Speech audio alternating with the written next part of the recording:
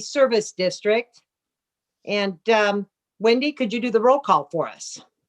Yes, we'll do Director here. Here. Director D'Ambra. Here. Director Jones. Here.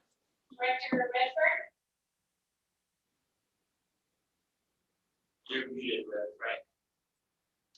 So Director Redfern is not yet present, but we anticipate him joining. I'm here. Oh, he is here. Okay. So were you able to hear that, Frank?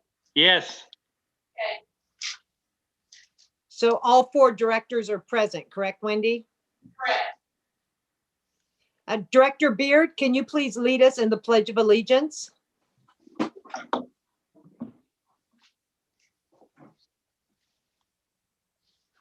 Allegiance to the flag of America and to the republic for which it stands, one nation, under God, indivisible, liberty and justice for all. Thank you very much. Now I will ask, I checked a minute ago and I see that Mr. Freeman is here and I didn't notice other participants. Let's see. No, Mr. Freeman, do you have a public comment?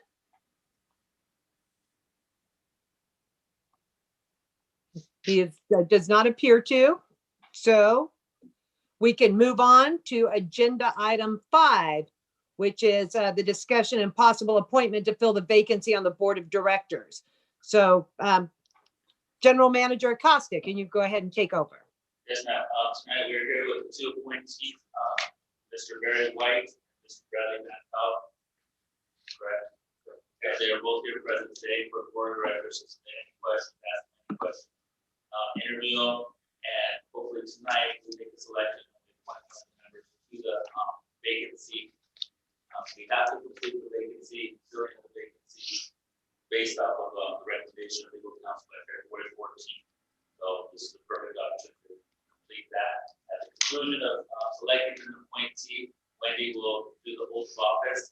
And just a reminder that whoever is selected tonight will sit in on the closed session as well. So if either of you is selected this evening, you will be sitting in on the closed session as well. So at this point, I'll turn it over to you, Karen, and go ahead and start the process. Okay, well, I would like to open it once again for public comment, and I'm checking participants. I see a Kathy Springford is in the audience. Is that somebody who would like to make a public comment? No, it's not. I'm here for the second agenda item. Okay, very good. And Wendy, I think maybe this will be a good time if our 2 applicants would like to make a public comment, so we can go in the order. I believe the first application in the packet is Mr. White, if he would like to make a comment. As I stated 2 weeks ago at the meeting, I became interested in the community services when the sewers became pretty much of a hot topic issue. I live on Samantha. Lived there for a tad over 30 years. I've worked up here in the valley for 10 years additional to that. So I've been in and out, involved in the valley for 40 plus years. And my background is of construction. And I feel construction and water / sewer pretty much go hand in hand, because you can't have construction if you don't have water and sewer. So I've certainly been paying attention to it my entire career, and most earnestly back when the sewers became such a hot contested issue, with people having septic tanks that were just fine, and sewers then being somewhat mandated, and the ad hoc committee and got involved with the neighborhood and various neighbors, and have been paying attention ever since. So when I heard of the director's position, I thought it was a pretty good idea to get more involved. So here I am. Thank you. Is there any anybody who has a question on the board before we move on to the next applicant? I do. What's your experience level with utilities or sewer, water, professionally or personally? Well, again, professionally, I've been climbing over the ditches my entire career. And so I'm very well aware of how the water and sewers play in residential, industrial, commercial applications. In terms of any type of utility degree or water degree, spent a lot of time offshore, and water is a very hot topic offshore because we produce a lot of it and we can't discharge it into the ocean if it doesn't meet very strict criteria. So in that regard, again, I was around it and paid attention my whole life to it, and have seen over the years where both water and sewer have, particularly water, have somewhat been used as a tool for development in the community. And again, I would like to have a much more active say in that.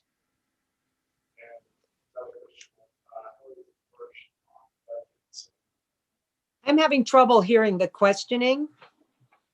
How experienced are you with budget and paperwork?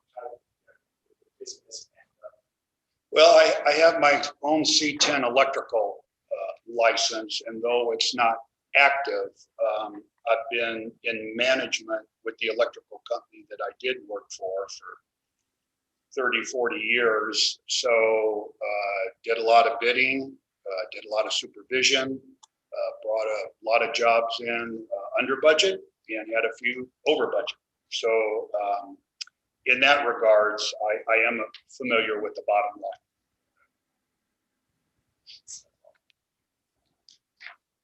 Okay, if there aren't, is I there have a another question. question?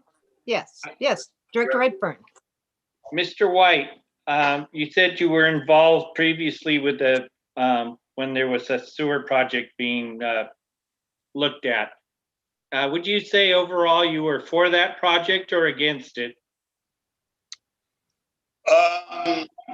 In terms of being forced to connect to the sewer, I would have to say I was against it, as were all of my immediate neighbors who did not have any septic issues or problems at the time.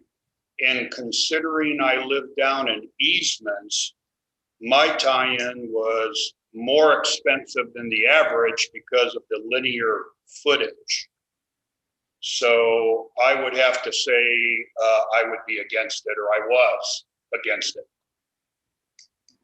Even though that there was testing done in groundwater that showed that there was an excess of parts per million of excrement, in the groundwater. Well, I'll answer that question based on my experience.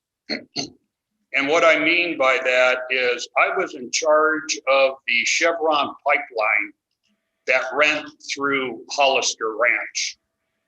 And there was a system that sat 4 feet above that pipeline called the last system. And what that did is it ran a vacuum over that pipeline 24/7. And I could tell you the seasons of the year based on the alarms that we would get off that system. And what I mean by that is there's a lot of cattle ranches and sheep, vacas, various animals out there on Hollister Ranch. So when that first rain would hit and that urine and byproduct would get washed into the soil, we would get a lot of alarms. And I'm here to tell you that I don't believe that that necessitated necessarily that that water down there was decontaminated, other than the last system picking up the fumes that were permeating through the dirt, as it would happen in the first rain, and then it would happen in the spring, early summer, when that ground dried out. And I'm hearing of similar concerns now along Alamo Pintado, along those same lines. And I would have to see a lot more documentation to verify that that water, quote unquote, is contaminated or has a problem, based on what I've experienced working on the telemetry of those pipeline systems. Yeah, I don't think it would matter whether it was human excrement or animal excrement in the water table.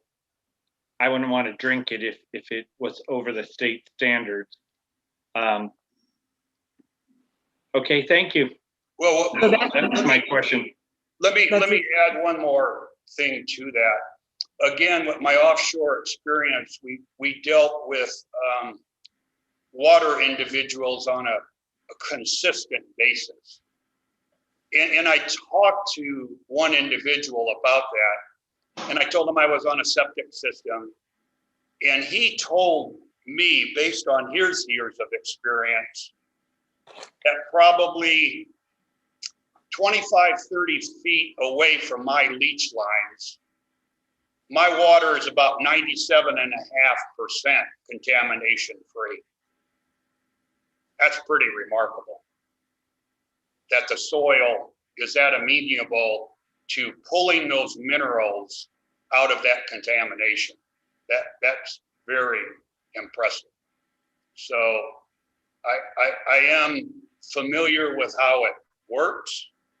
And again, I've talked to a lot of water people, and they certainly, what's the words I'm looking for, would contest a lot of the readings that are currently out there. So I'm just here to get involved and strive for legitimacy and forthrightness and fairness as we go forward.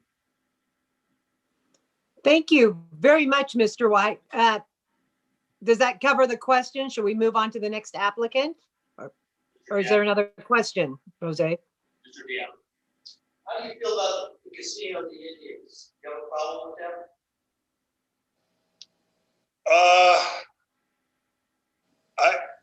I don't, as long as they would pay their fair share. Would you elaborate on paying their fair share? You're ready for any taxes that they don't pay, or I don't understand this thing. Well, on previous meetings that I've been in attendance here, and this is going back probably 18 plus months or so, I recollect there was some contention as to some of their filtration processes.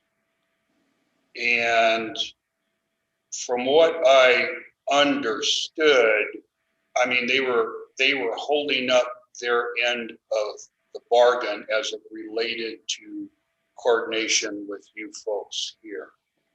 So, I mean, I don't know all the politics of the reservation and the casino per se, but obviously I would assume that they consume a lot of services.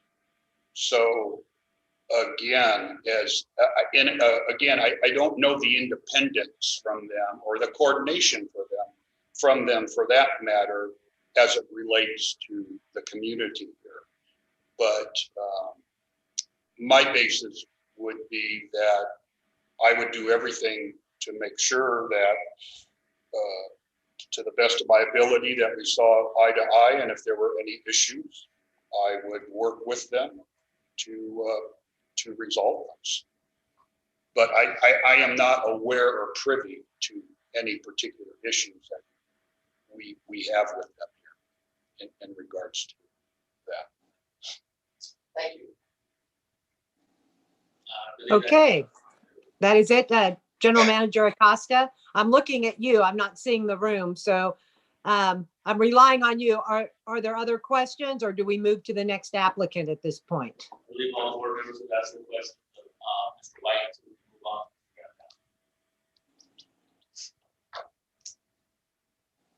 on. Are you saying, are there other questions for Mr. White? No, all the questions for Mr. White. I believe we move on to Mr. Van Pelt. Okay, so I would like to hear from Mr. Van Pelt, our other applicant. Thank you, Karen. Just as a quick recap, a young father of four who moved up to the valley many years ago. Lived downtown corridor, very concerned about, I'd say, the future from more of a family perspective. I think I come with an unbiased past. I look to the future. There's a lot of politics here, concerns that I'm not aware of, but I'm very interested in learning about. My experience, I would say, for a young gentleman is quite limited in some areas, but it's broad in others. I don't know how that's really going to kind of parlay into this director position, but I do have an open mind, and I am trying to kind of build a consensus. I feel it's nice to be part of a governing body that can build consensus, and especially from the same standpoint, is looking to the future, manage growth, and protecting what is special about this place. That's why I'm raising my family here. I want to protect it, and I want to work with people to protect that special part of San Bernardino County. Thank you. Now I will invite again the directors if they have any questions, and then we'll move to public comments. Am I okay on the order here, Jose? Should we go to public comments, or should we allow the directors to ask any questions? We can allow the directors to ask questions, we'll go to public comment, and we'll bring it back for any further questions. Okay, very good. So I would invite my colleagues to ask any questions of Mr. Van Pelt now. Same question. The Indians, how do you feel about that? Well, not growing up here, I've been neutral. I've always said, being an outsider and coming here, I don't want to form an opinion on the Chumash prematurely. I think since I lived up here, I've seen them be kind of volleyed around, per se. You know, you have a lot of negative views, positive views. Trying to form my own opinion, it seems to be on the surface without getting in right into the weeds too much that they give back a lot. But I am concerned that there's enough examples out there to be concerned about the motives of what they're trying to achieve. But again, that being concerned doesn't necessarily point a finger at them that they're doing anything wrong or ill. I just think it's you know, they have their right to their land, I feel, and I think the best way forward is to try to work with them. I don't believe working against them is going to be productive long term. But again, I'm open to researching. I'm open to listening. I don't know enough to form a concrete opinion.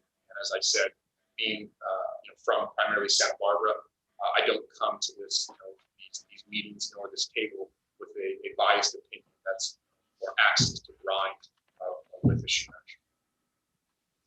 One more question for you. Absolutely. I take it you travel a lot. I saw your testimony. I'm working at a house next door. Okay. So, do you travel a lot?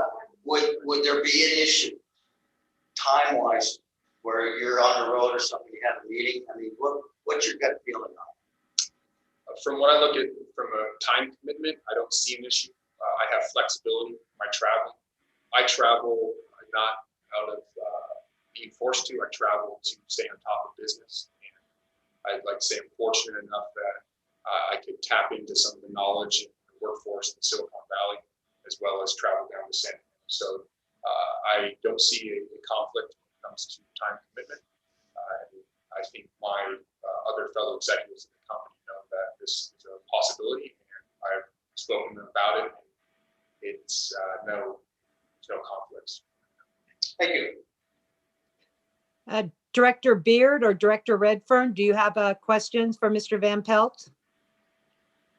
I think he's covered them. My question, what's your experience, water, sewer, construction? No experience in any of those areas. I'd like to say that I'm interested because growing, living here, especially the last 10 years, it's very, when it comes to growth, talk about water, talk about construction. So I don't have any deep experience there, but with some research, I'm sure. What about budget, finance? Besides from a business standpoint, sure, a lot of budgeting. I'm not going to say that I've ran multiple businesses as a CFO, but in my position, we deal with budgets on a weekly, monthly, yearly basis. So I do have, not that I think a degree means anything, but I'm pretty strong financially. So I can speak that language. Mr. Just one clarification. Can you tell me your educational background again, Mr. Van Pelt? I have a BS in Industrial Technology Management and MBA. Okay.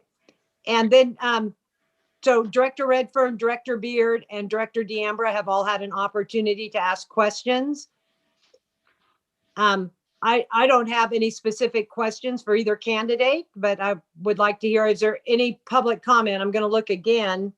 If there are participants on Zoom, I do not see anyone who has joined. Are there any further public comments that you're aware of, Director Acosta, or excuse me, General Manager? Yes, I do that. we did have an email came in that the sender requested that it be read during public comment. So at this time, I'm going to go ahead and read the email that was forwarded to the district. Hi, Wendy. I understand the Community Services District will be considering a new board member on Wednesday, February 3rd, 2021 at your special board meeting. I would like to express my recommendation for Bradley Van Pelt as a board member. He is an outstanding young man in our community, a family man, and I have known his extended family for most of my life. He is an owner of a home in the Community Services District, which is always good to have on making policy and rate decisions that affect your customers. He is intelligent, fair-minded, cares about others in the community. I think you will enjoy his presence on the board and his contribution to the decisions being made. Thank you all who are on the board now for your service to the community. Sometimes it feels like a thankless job and no one else notices, but please know that many of us appreciate your service very much. Please feel free to read this recommendation at the board meeting when it is appropriate for public comment for this agenda item. Thank you for all your help. Sincerely, Alan S. That was a letter that somebody sent, Yes, ma'am. and it was from, Alan S. Jones, Realtor, President, Principal Broker. okay, and just for clarification, he has no relationship to this Jones. That's not my husband writing. Okay, so at this point, I would like to open up discussion among the board members. I can start if people are hesitant. We have no discussion on this, Karen, so go ahead. Excuse me, Mr. Costa? There's no discussion on this end, so go ahead. Okay, I brought up some issues at the meeting 2 weeks ago, and they continue to be pertinent to me, but I think both candidates are extremely well qualified, good citizens, and I think we've got a great problem in the sense that we really can't do a bad job here. That said, the two things that make me lean toward Director Van Pelt are the fact that he is a person who's currently on sewer. That is something that I think is a consideration. I know not all my colleagues agree. Let me finish my comment. May I finish my comment? And then another consideration. Before you go to the I next would like to finish my comment uninterrupted, please. I don't know if Bob can hear me. I hear you real well. Okay, because I've given everyone an opportunity to speak, and I would like to take a few minutes here and reassert. I know that one of my colleagues in particular didn't think that was germane, and I accept that he feels that way, and I hope that he will accept that we disagree on this. Another issue for me is I like diversity of ideas, and I think that one candidate has a very strong background in the trades and with electrical, and he has a very impressive resume. but I'm not hiring a foreman. And I like having somebody that has a perspective that is different from the other board members. We have at least, a couple of people with very strong construction backgrounds on the board now. We don't have anyone with school-age children. And I like that. That doesn't mean I'm closed-minded. I think Mr. White is a great candidate, but this is why I have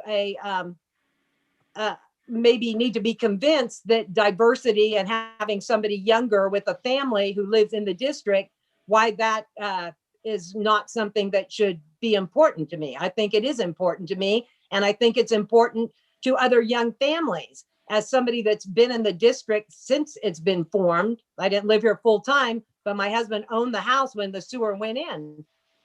And our town is made up primarily of fixed income people and young families. That's who the 800 houses who currently have sewers are. Now we've got a lot of the boomer age covered here, but we are not hearing the perspective from the young families who are building homes and lives here. So that explains why that's important to me. I don't think that Mr. White couldn't represent the 800 houses with sewer, but it would give a 3-seat majority to people with septic. It would give a 4-seat majority to people who don't have young children. We've got a lot of bases covered here. And I think Mr. Van Pelt's background, and I don't know, he said he doesn't really know all the politics and is interested. I don't know his politics. What I like about him is that he seems like an earnest, concerned young man who cares about his family and his community.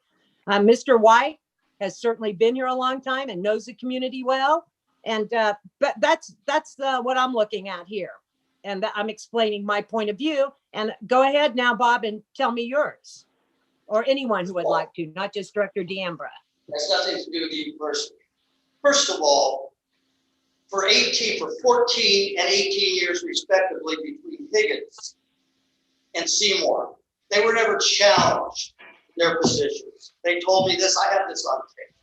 So you're telling me it was us, it was the West Side, as you call us, that is the ones who brought some reality, some input, some energy, some honesty to this board.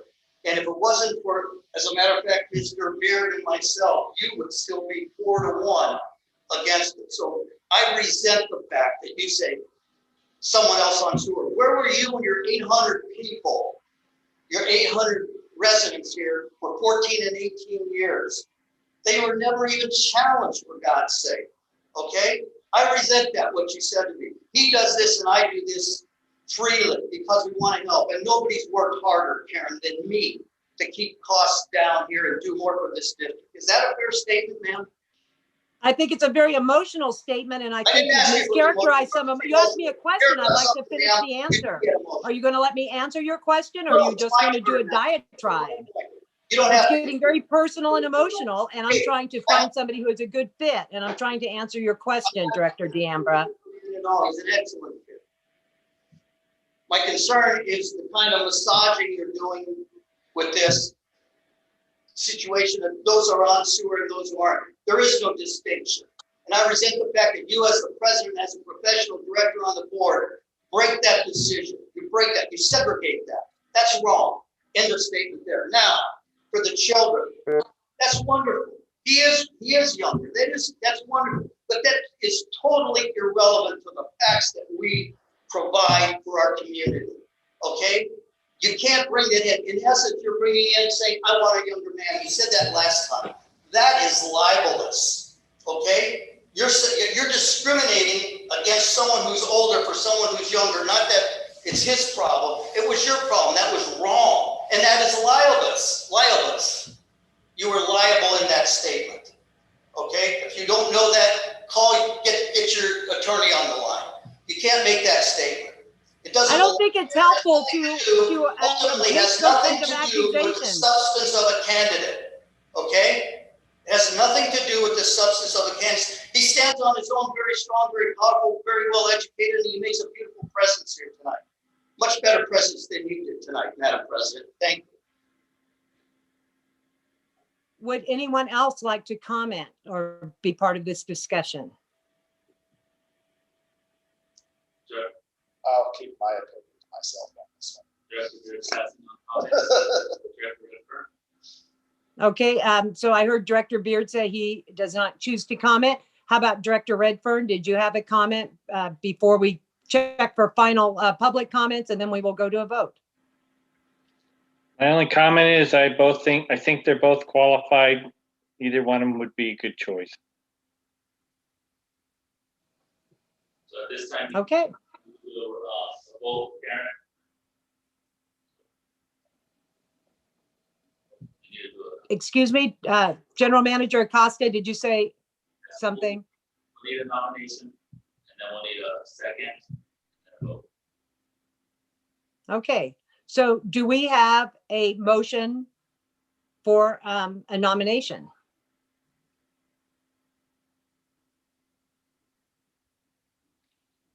I nominate Mr. Van Pelt.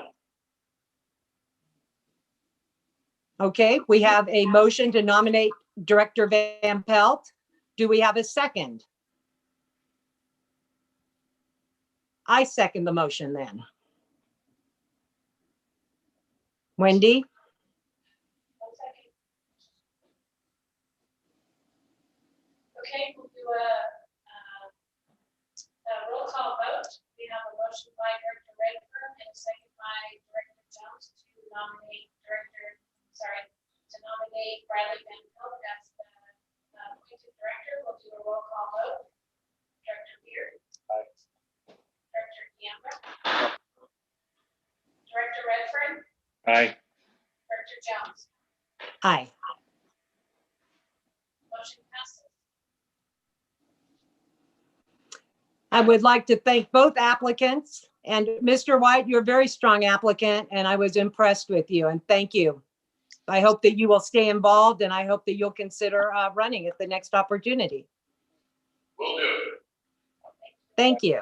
Madam President, one more thing, as long as I'm on this board, I don't ever again want to hear the West Side, those who are on sewer and those that are not on sewer brought up in this board in my presence, first of all, or using things like children, bringing innocent children in to massage some kind of situation. Very unprofessional, very uncalled for. I don't ever want to hear that again. This is a community, and that's the only word we should use to describe this. Would you agree with that? I would agree that if you want to talk about this, we should agendize it. Well, I'm just telling you, we don't need to put it, that doesn't need to be on an. You and I agree to disagree on the diversity question. I'd like to move on to our next agenda item, which is Horizon Drive and the easements. By the way, But first, we need to swear in our new board member. So the next. We can all hear that one, but most of the time it's pretty. I understand the passion. You gotta stand up for the passion. So at this time, Wendy's gonna issue the oath of his office to Mr. Van Pelt. So. Raise your right hand and follow it.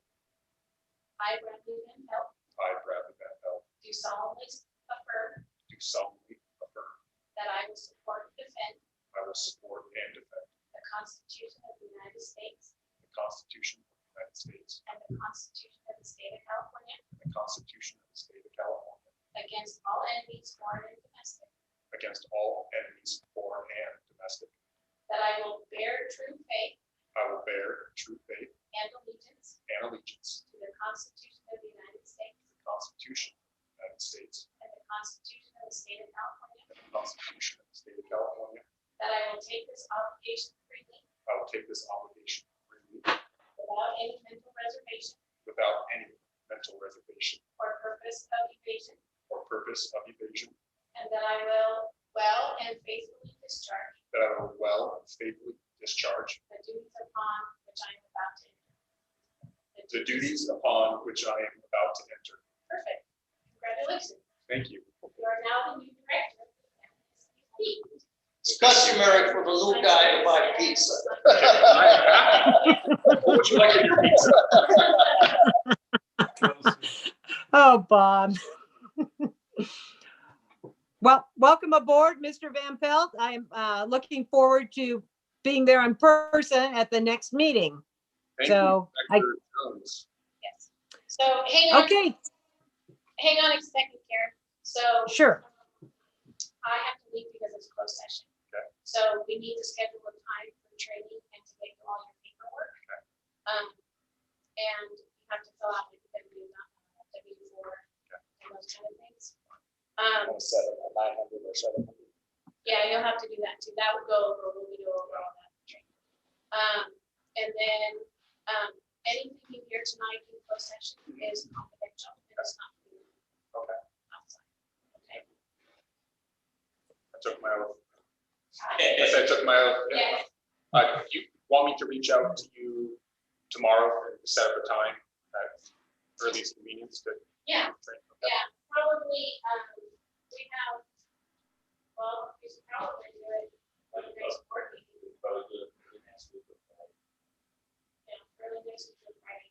We have. This Friday? Yes. Yeah, let's do this Friday. We have this Friday. Yeah, I like to take care of things Okay, sooner. all right, because we have a regular board meeting on the 17th. Have that on my schedule.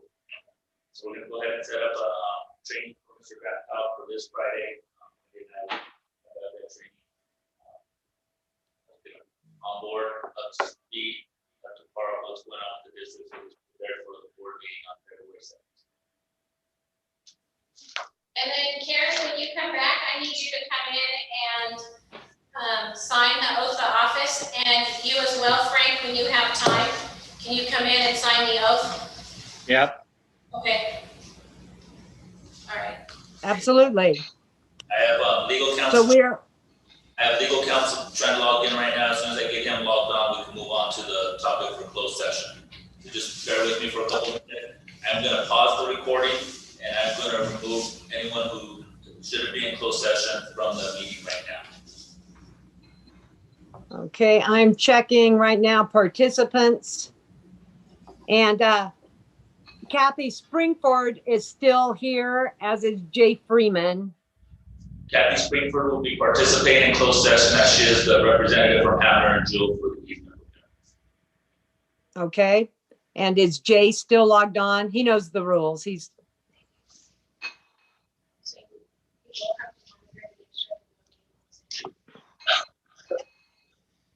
A little tense.